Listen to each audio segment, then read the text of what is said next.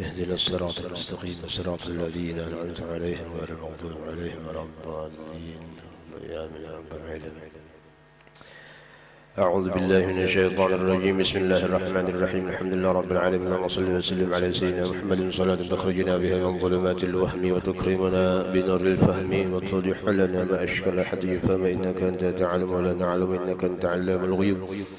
اللهم صل وسلم وبارك على سيدنا محمد وآله المذهب للنسيان بنوره في كل لمحة من نفس على واسعه علم الله. اللهم افتح لنا أبواب العلم وزينا بالأخلاق الحسنة والحلم. اللهم نور قلوبنا بنور هدايتك كما نورت السماوات والأرض أبدا برحمتك يا أرحم الراحمين. رب اشرح لي صدري ويسر لي أمري واحلل عقدة من لساني يفقهوا قولي. يا فتاح يا رزاق يا عالم الغيب والشهادة فافتح علينا فتوح العارفين واجعلنا من العلماء العاملين. ولا حول ولا قوة إلا بالله العلي العظيم. نويت التعلم والتعليم والتذكر والتذكير والنفع والانتفاع لإفادة الاستفادة حتى تمسك في كتاب الله سنة رسوله والدعاء على الهدى والدلالة على الخير بتغير الله مرضاته وقربه وتوبه سبحانه وتعالى. قال المؤلف رحمه الله تعالى ونفعنا به بعلومه في الدارين آمين. إلا أن قال أقسام النجاسات المعفو عنها أربعة.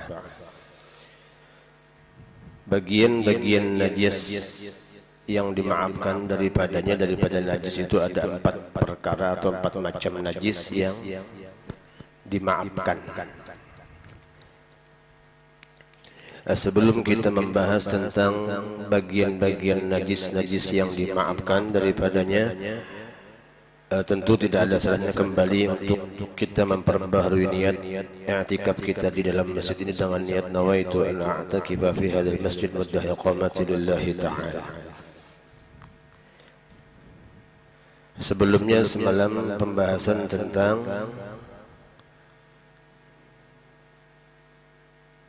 hukum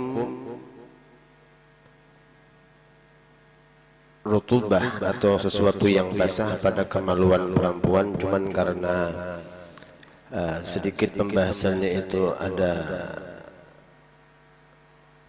yang mungkin kurang pantas apabila dibahas di masjid, jadi paling kena insyaallah kalau bebuhan bebinian hendak lebih tahu hukum hukum sesuatu yang basah di kemaluannya itu bisa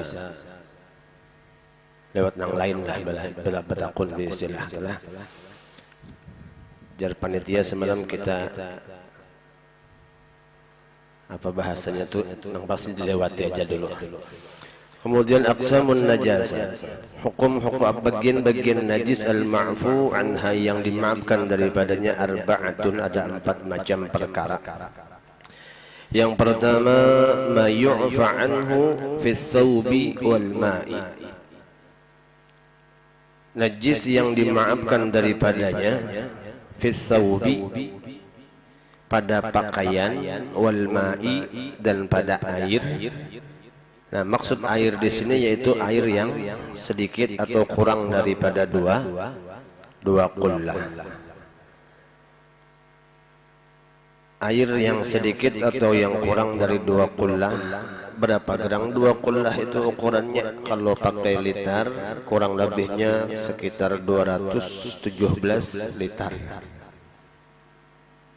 Lamunnya kurang daripada itu maka air tersebut dihukumi air yang sedikit. Maksud air yang sedikit dalam hukum fikih apabila air tersebut tadi terkena benda yang najis, maka air tersebut mutanajjis. Karena sedikitnya tadi. Nah, tapi di sini ada di antara air yang sedikit yang apabila terkena najis tadi itu dimaafkan.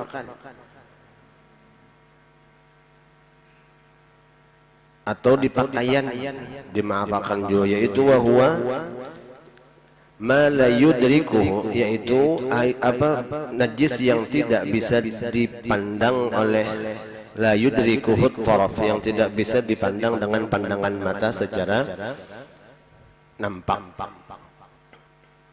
Artinya kayak misalnya lalat nang hinggap di sesuatu benda nang najis, Limbah itu hinggapnya di banyu nang sedikit tadi karena asal kada merubah dari segi banyunya tadi rasa, bau atau warnanya.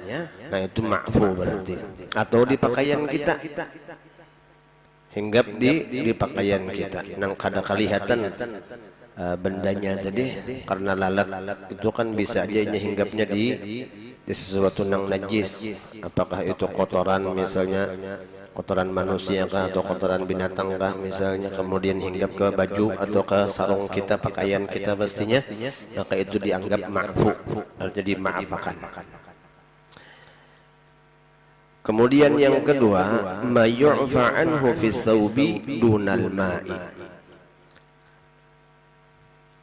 Najis yang dimaafkan daripadanya fi thawbi pada pakaian, dunal ma'i, bukan pada air yang sedikit, yang kurang daripada 217 liter.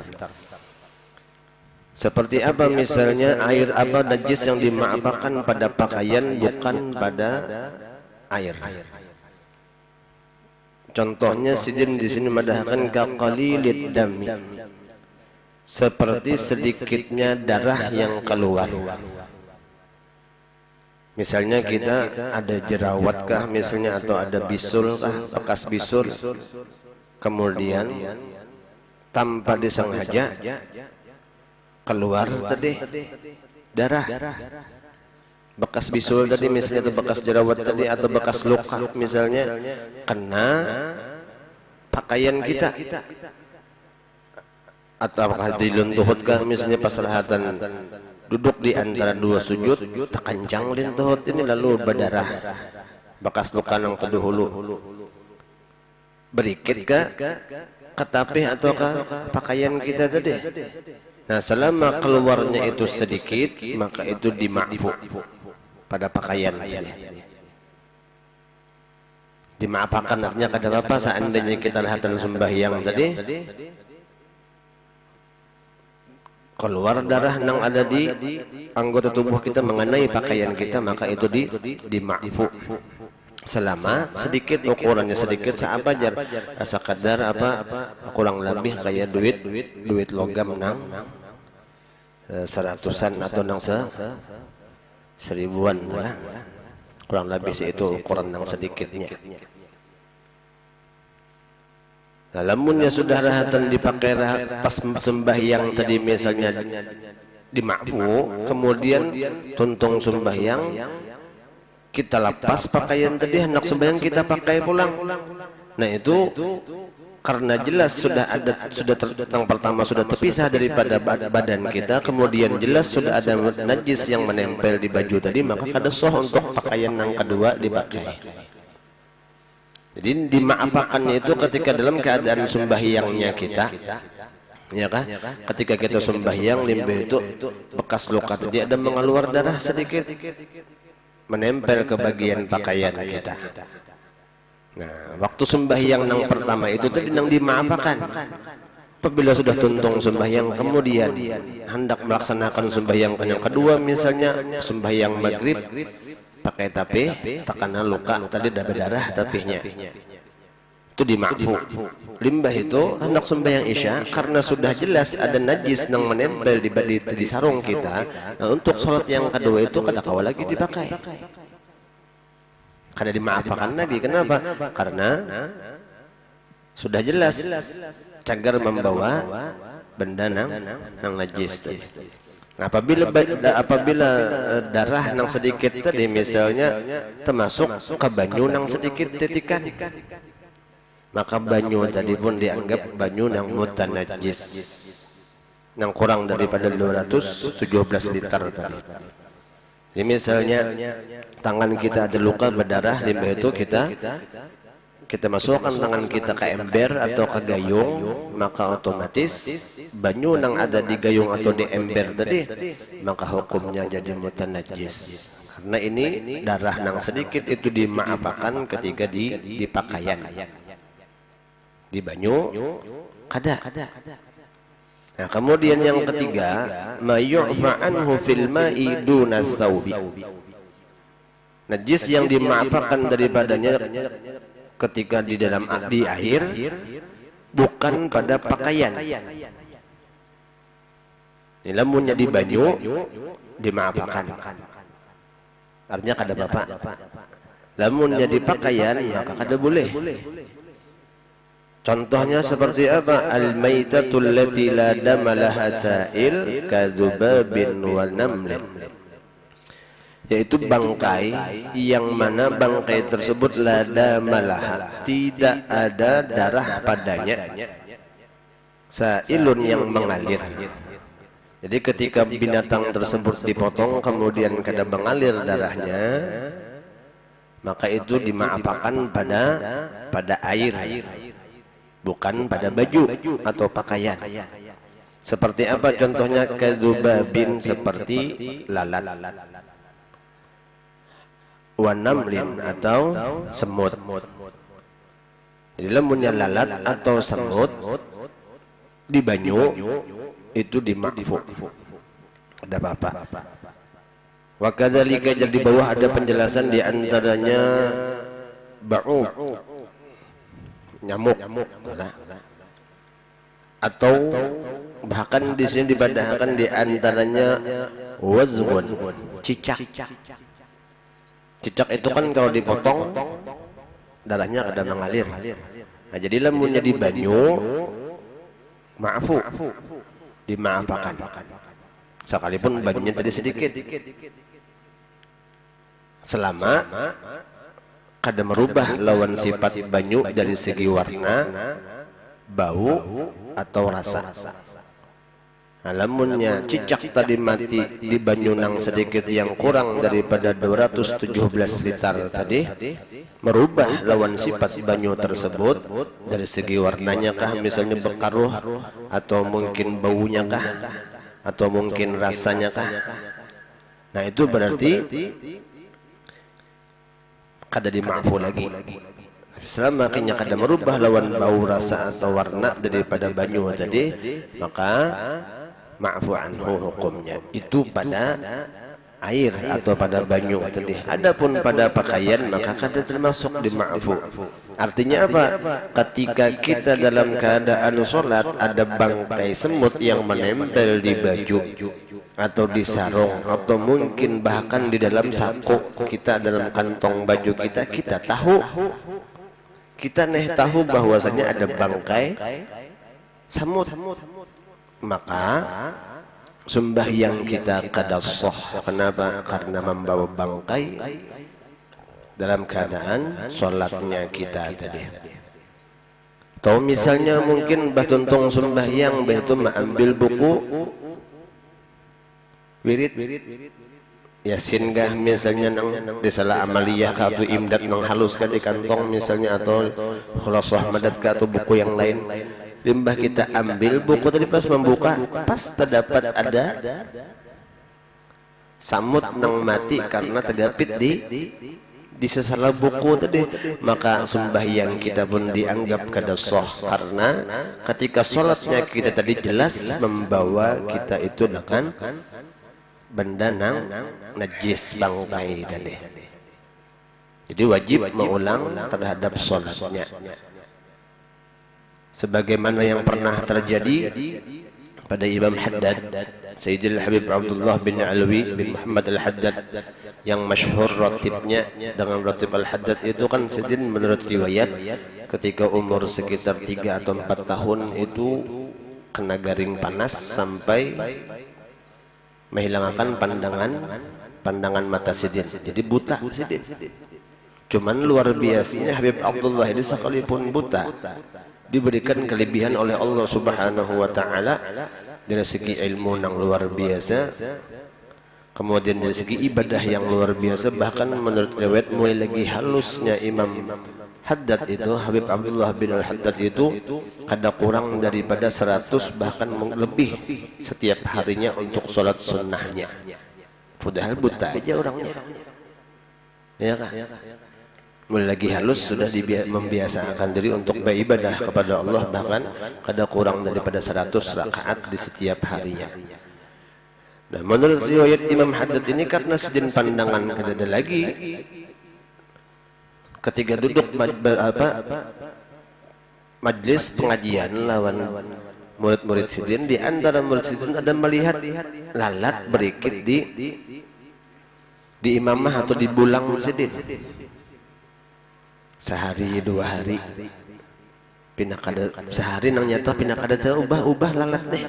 Esoknya ada pulang lalat itu di situ-situ andakannya tergapit di sesala imamah sidin, bulang sidin. Lalu ada di antara murid sidin yang berani menagur, pun maaf Habib, jaga bahasa kita, pelihat ulun di imamah atau di bulang pian ini ada lalat nang mati. Coba pang periksakan simbah, jadi diperiksa dasar bujur ada. Lalu Pak Jersidin berapa hari kira-kira melihat lalat ini sudah di imamahku atau di bulangku ini. Jadi beberapa hari yang lalu sudah. Nah jadi itu sidin setiap mengkodok. Jadi diperkirakan sidin berapa hari nasin mulai memakai imamah atau bulang tadi dikodosin seberatahan sembahyangnya. Jadi memang kayak itulah hukumnya. Ada kita kan kadang-kadang ambil nang ringkas jadinya kada tahu pangnya. Ya kan? Kada tahu pang sebelumnya itu kada tahu bahwa ada bangkai yang terbawa. Jadi Bang ngaran kada tahu itu kan ada hukumnya aja. Sama tadi ketika kita misalnya yang pas membuka buku wiridan kita misalnya atau buku catatan kita yang biasa kita bawa sembahyang tadi banyak melihat ada semut kah nang mati, dikira-kira membawa buku ini seberapa kali sembahyang kita dan kira-kira semut nang mati ini berapa lawas sudah. Mau kada mau sembahyang nang kita gawi ketika kita membawa buku itu tadi harus diqadha. Kenapa? Karena sembahyang ketika membawa bangkai tadi jelas kada sah salah. Jadi itu pintangan nang di pakaian. Adapun di banyu tadi dan banyu nang sedikit sama hukumnya lawan cairan selain daripada banyu. Setrupkah misalnya atau minyak goreng, lamunnya cacak masuk ke setrup kan kadang-kadang bisa kayak itu setrup sirup nang barangnya mereknya apakah menyerang ranggang tutupnya bisa cacak masuk ke dalam. Nah secara hukum fikih selama kada merubah lawan rasa atau aroma sirup tersebut atau warna daripada sirup aslinya mahabang misalnya kada merubah, maka ma'fu anhu hukum fikihnya. Artinya apa? Lamunnya pian asa sayang lawan setrup tadi boleh pian ambil buang cacaknya, ambil setrupnya lamunnya sayang. Ya kan? Tapi kayaknya kada juga bang adalah atau nang rancak terjadi apa di antaranya samut nang masuk ke gula. Nah di sini ada proses hukum nang bisa berubah antara banyu beduhulu hanyar gula atau gula beduhulu hanyar banyu. Itu ada perubahan hukum. Ya kah? Ketika kita hendak berulah banyu kopi kah atau banyu teh kang misalnya pas membuka, sekalinya gulanya bersamut beduhulu.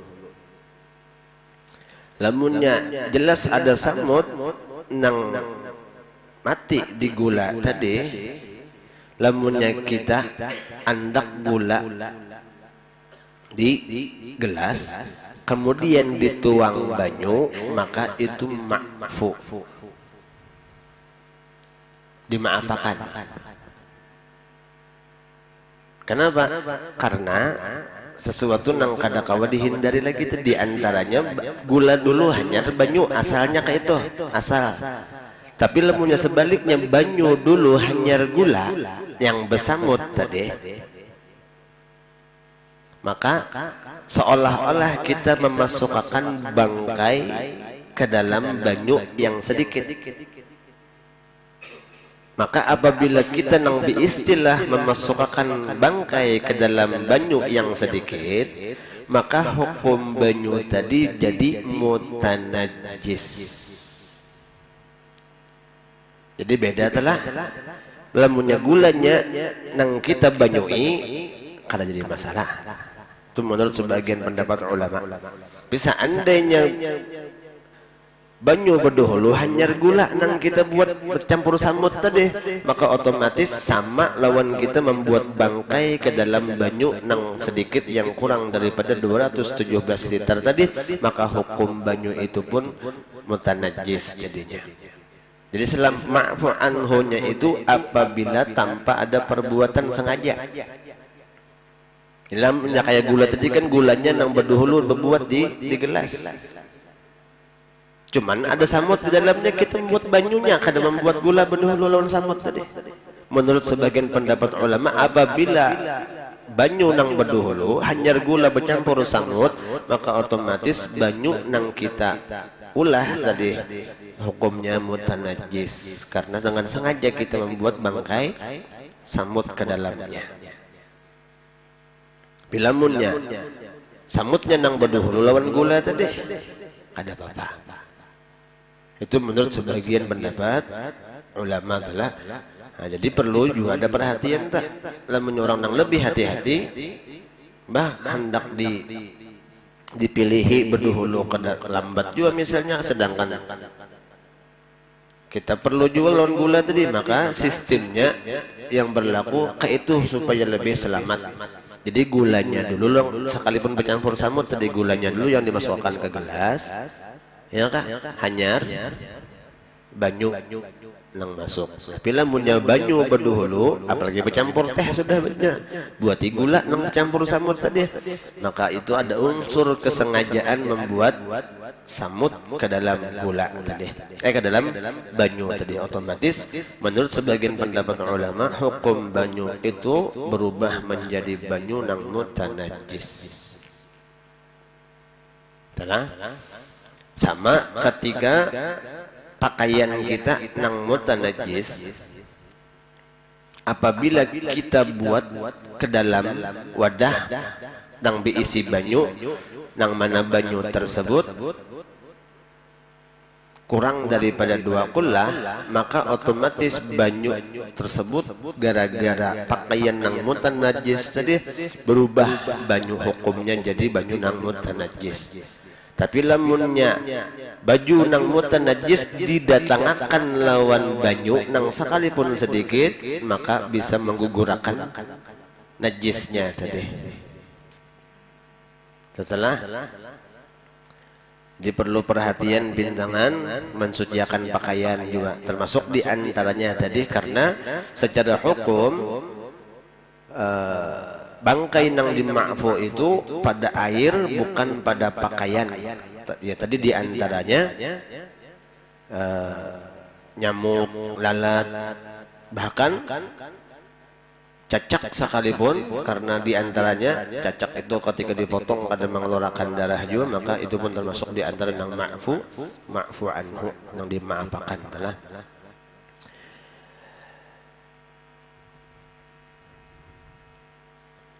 Lain halnya tikus lah, hanya tikus jelas. Bahkan sebagian ulama ada yang menyatakan paling ganal bendanya itu antara kayak cicak ukurannya dan kalajengking. Dan lebih daripada itu, maka itu dianggap sesuatu yang kada dimaafakan, karena binatangnya termasuk binatang nang ganal sudah. Lagi tikus tadi misalnya. Cuman kadang-kadang kan yang berlaku ke itu kita karena asa sayang, apalagi orang nang berjualan. Orang nang berjualan minyak litaran nang ecer itu. Minyak goreng misalnya becer di dalam derum terbuat tikus. Mati tikusnya misalnya. Maaf kalau secara hukum jelas itu mutanajis sudah. Kada kalau disuciakan lagi, kecuali dibuang. Jadi ujian bagi orang nang berdagang, lamunnya inya hendak selamat mau kada dipakai lagi. Karena hukum cairan selain daripada banyu sekalipun banyak, sekalipun lebih daripada 217 liter misalnya, tapi lain banyu, apakah itu minyak tadi misalnya atau nang lainnya, maka itu sama lawan hukum banyu nang sedikit. Artinya ketika kemasukan sesuatu benda nang najis, maka hukumnya mutanajis seberataan ya. Kayak minyak goreng misalnya kemasukan bangkai nang melebihi daripada ukuran cacak tadi gandelnya atau kalajengking, maka mau kada mau minyak tersebut pun harus dibuang karena hukumnya sudah mutanajis. Lamunnya kita jual, berarti kita menjual sesuatu nang dilarang dalam agama. Hasilnya pun otomatis bakal merugikan lawan kita. Ya kan? Hasil daripada penjualan tersebut bakal merugikan lawan kita pastinya. Jadi mending kita nambah berugi. Ya kah, berugi berdahulu, namunnya jelas karena itu keteraturan kita juga. Ini kan kadang-kadang bisa aja terjadi nang kayak itu. Jadinya lamunnya dibuang, berapa kerugian yang bakal didapat? Selama orang kada tahu, jadinya, tapi kan inya tahu. Jelas itu kada boleh adalah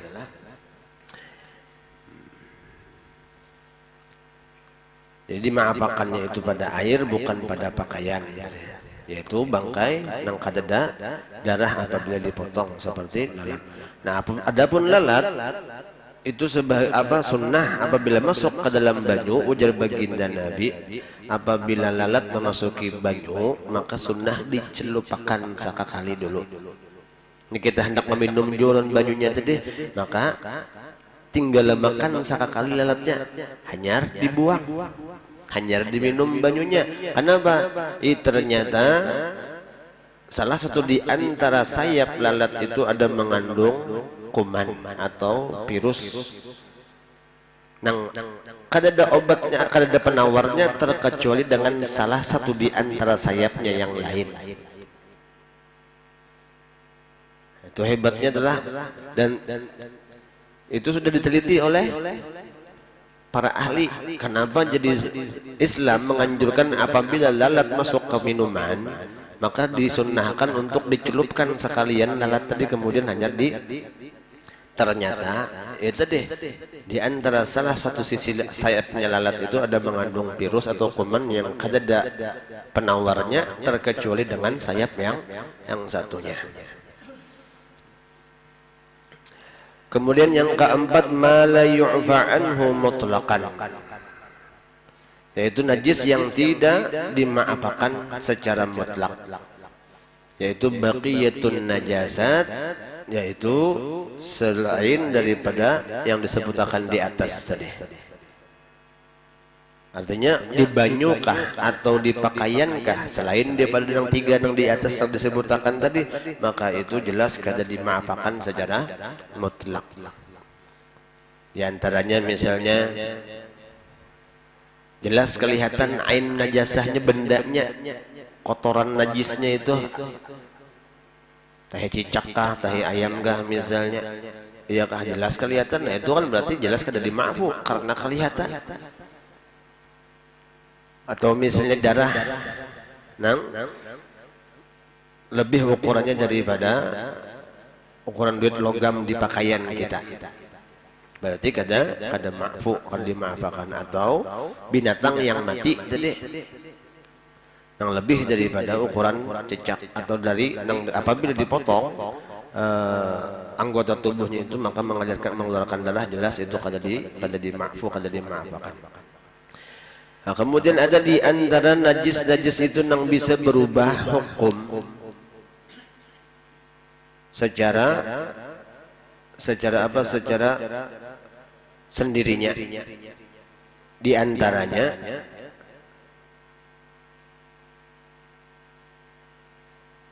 di sini dipadahkan sendiri al-khamru idza takhallalat. Khamar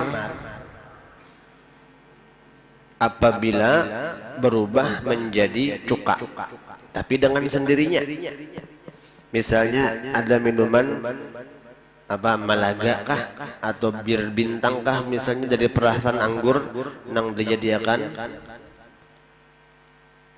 atau topi miring kah sambatannya itu, karena kalawasan tang sakalinya berubah jadi cuka. Nang asalnya hukumnya najis, khamar tadi berubah jadi cuka dengan sendirinya, tapi tanpa ada proses perbuatan tangan manusia, maka itu berubah bisa menjadi halal. Artinya kada najis lagi. Kemudian lagi di antaranya nang bisa najis dan bisa suci, di antaranya jildul maitah, kulit bangkai, apabila idza dubigha, apabila disamak. Jadi kulit bangkai misalnya ular kah hendak memalar lawan kulit ular tadi, karena ular itu sekalipun disembelih tetap hukum kulitnya, anggotanya atau kulitnya itu tetap dihukumi bangkai atau najis. Boleh kulit ular tadi dipakai, disucikan dengan cara apa? Dengan cara disamak. Nah, ciri di antara samak nang sesuai, apabila kulit tadi terkena banyu itu kada berubah sifatnya atau keadaannya, nang misalnya hilang baunya, limbah kena banyu sakanya berbau pulang. Nah, berarti samaknya kada pas. Atau misalnya bakasnya nang kencang kulitnya, mbahnya kena banyu berubah mengerucut, nah berarti samaknya pun kada pas juga. Walhasil pintangan kulit ini lamunnya kita lebih hati-hati mending kada usah. Nang kulit bangkai misalnya kulit biawak diulah pendeng misalnya, ya kah? Kemudian lagi di antara nang suci dari bekas nang najis itu masara hayawanan, apa nang jadi binatang. Maksudnya apa? Minan najasatil lati tathuru bil istihalah, in qalabat dam laban misalnya kadudil ladzi yakhruju min jifatil hayawan, seperti ulat yang keluar dari bangkai hewan. Nah, ulat yang keluar dari bangkai hewan tadi, maka itu dihukumi suci. Artinya apa? Lamunnya kita cangkal, seandainya ulat tadi misalnya ada bangkai, apakah di atas pelapon tikuskah misalnya, limbah itu gugur ulatnya nang gugur karenanya belatik-latik gugur ke awak kita, gugur ke baju kita, limbah itu mati di baju tadi. Nah, itu suci hukumnya, karena hewan yang wa masara hayawan tadi, binatang nang timbul daripada bangkai bedal. Apalagi misalnya hayawannya itu nang masara hayawannya itu dari yang suci juga, kayak di buah pirak kah bahasanya. Nah, itu kan datangnya dari nang suci, kan jadi masalah itu suci. Cuman kadang-kadang kita jijik bener aja. Nah, pintangan jijiknya itu nang, ya kah? Sedangkan wa masara hayawan yang datang dari bangkai aja masih dianggap suci dari hukum fikihnya. Jadi seandainya ada perubahan, pintangan nang bekas kalau bangkai nang kalawasan tadi jadi ulat, apa belatung misalnya. Nah, belatungnya itu hukumnya secara hukum fikih dianggap suci, ya kah? Apalagi nang datangnya dari buah aja misalnya, dari benda nang suci juga. Jadi seandainya tamakan lawan pira nang ada di buah, itu sebenarnya karena jadi masalah. Kenapa? Karena memang hukumnya suci. Nah, lain halnya Ya kan ada di antara bahasa orang nang apabila makan bangkai samut kah misalnya jar, ibadahnya kada diterima selama 40 hari. Bujurkah itu atau kada yo? Kan ada di antara orang nang pernah pangulun mendengar lah kayak itu, lamun memakan bangkai samut maka ibadahnya kada diterima selama 40 hari jar. Jelun nang nyata lamunnya jelas besamut dimakan itu bubungol. Ya kah? Tahu juga besamut dimakan misalnya bubungol berarti. Masalah ibadah kita menerima atau kadanya ibadah kita itu urusan Allah Ta'ala, kada urusan kita. Sedangkan kita nang jelas-jelas kada makan lawan samut bangkai samut saja belum tentu ibadah kita itu diterima atau kadanya. Yang penting kan kita sekadar melaksanakan sesuai dengan apa yang dianjurkan dalam syariat. Nah, masalah yang diterima atau kadanya itu urusan Allah Ta'ala. Baik makan atau minum ya. Lawan bangkai tadi secara kada sengaja jelas kan ada urusan masalah diterima atau kadanya ibadah tadi. Jadi lu nang nyata lah punya jelas minum atau makan wadah nang besamut itu mewarisi bungul nang nyata bebungkulan dulu sudah tahu besamut dimakan. Ya kan. Pada deh. Nah, jadi bintangan nang wa masarul hayawan itu kalau jadi masalah seandainya tamakan juga telah kalau gair misalnya ada sampai juga habar nang makan ulat jar di buah itu bisa kada kalpin hukumnya kayak samut nang apabila makan tadi bisa kada terima ibadahnya selama 40 hari. Nah, itu kada masuk di bintangan nang masalah utama adalah yang pastinya apa? Masalah diterima atau kadanya ibadah kita itu urusan Allah. Yang penting kita melaksanakan ibadah tadi sesuai dengan apa yang sudah menjadi ketentuan dalam hukum syariat. Nah, pintangan yang nyata secara zahirnya apabila kita melaksanakan sesuai dengan pintangan suci, cara mensucikannya, kemudian syarat rukun sembahyangnya, itu berarti ada harapan. Nah, dalam hukum yang sufi tasawufnya, pintangan hukum tasawufnya itu karena Nabi ada menyatakan dalam hadis riwayatnya apabila kita memakai pakaian nang harga 100 dirham kemudian 1 dirham diantaranya dari sesuatu nang haram, maka itu bakal tertolak ibadah kita tadi.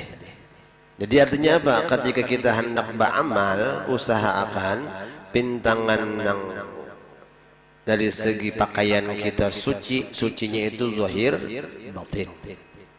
Maksud zahir batin jakanya ibarat orang telah nang sembahyang menggunakan tapi cuntanan, maka otomatis secara hukum fikih selama syarat rukun yang dipakainya tadi benar atau bujur secara hukum syariat fikihnya, maka sah dari segi hukum fikihnya.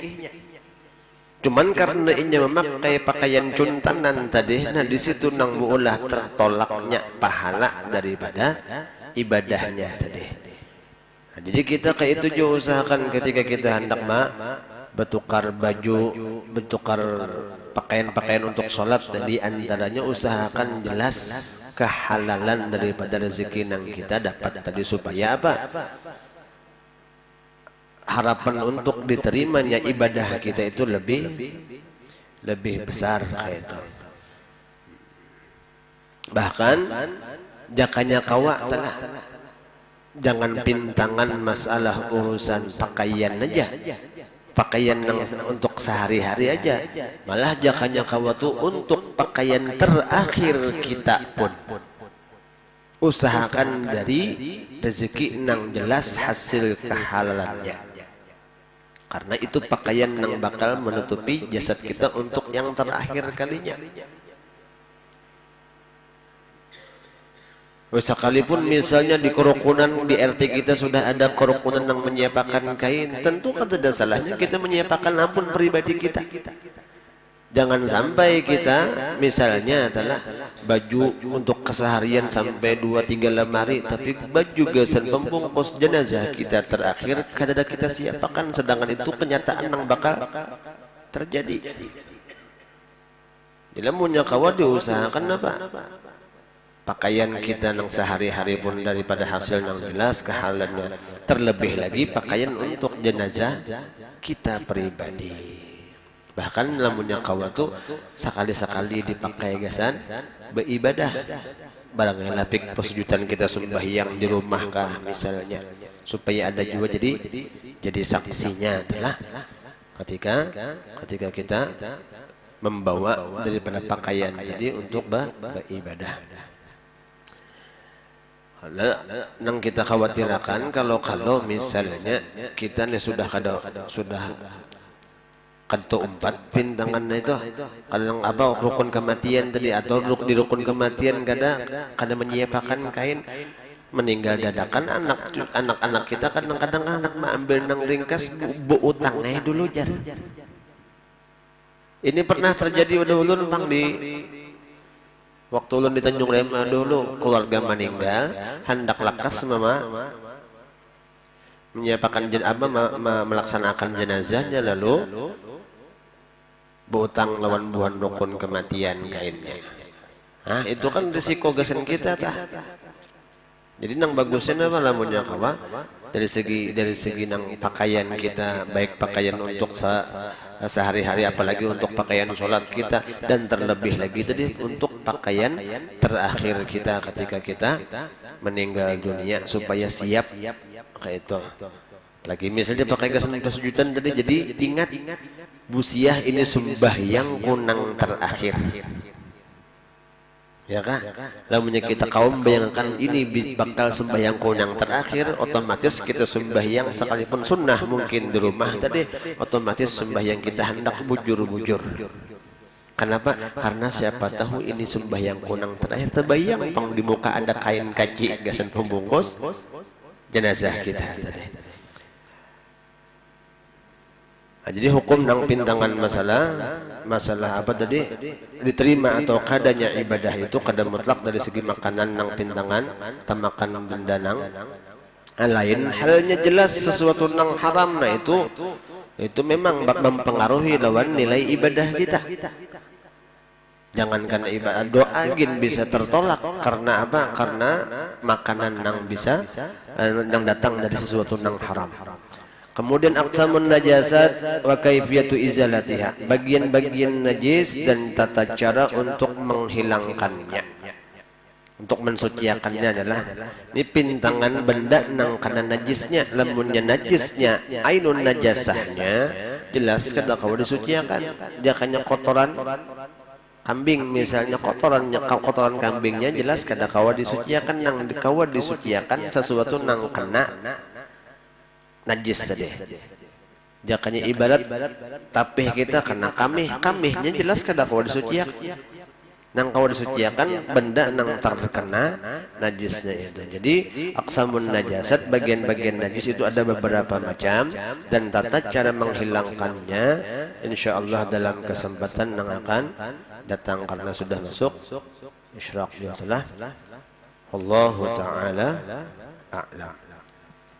Pun maaf, minta halal minta Allah, mudah-mudahan apa yang disampaikan ada manfaatnya khususnya lawan pribadi ulun yang menyampaikan, mudah kau mengamalkan, dan mudah-mudahan dengan berkat kita hadir di majelis ilmu segala dosa dan kesalahan kita, dosa dan kesalahan kedua orang tua kita, guru-guru kita, jiran tetangga kita dan seluruh kaum muslimin diampuni oleh Allah Subhanahu wa taala zahir batin seumur hidup, dan mudah-mudahan dengan berkat kita hadir di majelis ilmu segala hajat-hajat kita, hajat kedua orang tua kita, hajat guru-guru kita yang pernah berjasa dan berhajat lawan kita bil khusus hajat orang-orang yang membantu atas terlaksananya acara pada hari ini. Mudah-mudahan segala hajat-hajatnya dikabulkan oleh Allah Subhanahu wa taala, baik hajat dunia ataupun hajat-hajat akhirat, dan mudah-mudahan kita diberikan rezeki yang berlimpah barokah yang bisa membawa kita untuk ziarah ke makam Rasulullah, baik ibadah haji atau ibadah umrah, dan mudah-mudahan kita seberatan sebagian khusus ini seluruh kaum muslimin selalu diberikan iman yang sempurna, mati membawa iman, dapat mengucap kalimat la ilaha illallah di akhir hayat, masuk syurga bighairi hisab, berkumpul bersama dengan baginda Rasulullah dalam syurga. Amin ya rabbal alamin. La hadiyaniyah wa kullu salihah bil qabul wa ila hadratin nabi sayyidina Muhammadin sallallahu alaihi wasallam. Shalom al-Fatihah. أعوذ بالله من الشيطان الرجيم. بسم الله الرحمن الرحيم. الحمد لله رب العالمين الرحمن الرحيم مالك يوم الدين. إياك نعبد وإياك نستعين. اهدنا الصراط المستقيم صراط الذين أنعمت عليهم غير المغضوب عليهم ولا الضالين. آمين يا رب العالمين. ربنا انفعنا بما علمتنا، رب علمنا الذي ينفعنا، رب فقهنا وفقه أهلنا وقربات لنا في ديننا وقتل ثوابك، ربي وفقنا ووفقهم لما ترتضي قولا وفعلا كرما، وارزق الكل حلالا دائما، وأخل أتقياء على ما نقضى بالخير ونكفى كل شر. ربنا اصلح لنا كل شؤون وقر بالرضا منك العيون، واقضي عنا ربنا كل الدين قبل أن تأتينا رسل المدن وغفر، واستر أن تكرم من ستر، وصلاة الله تغشى المصطفى من حق دعانا والوفاء بكتاب الله شفاء، ولا تشرب على صحب النصر الغرب، مهدنا بهداك وجعل من يسرع في رضاك، ولا تولينا وليا سواك، ولا تجعلنا من خالف امرك وعصر. حسبنا الله ونعم الوكيل، لا حول ولا قوه الا بالله العلي العظيم. اللهم انا نعوذ بك من علم لا ينفع، ومن قلب لا يخشى، ومن نفس لا تشبع، ومن دعاء لا يستجاب لها. ربنا اتنا في الدنيا حسنه وفي الاخره حسنه وقنا عذاب النار. الفضل سبحان ربك رب العزه عما يصفون، وسلام على المرسلين، الحمد لله رب العالمين. Pun maaf, minta halal, minta ridha. Subhanakallah wa bihamdika, asyhadu an la ilaha illa anta, astaghfiruka wa atubu ilaik.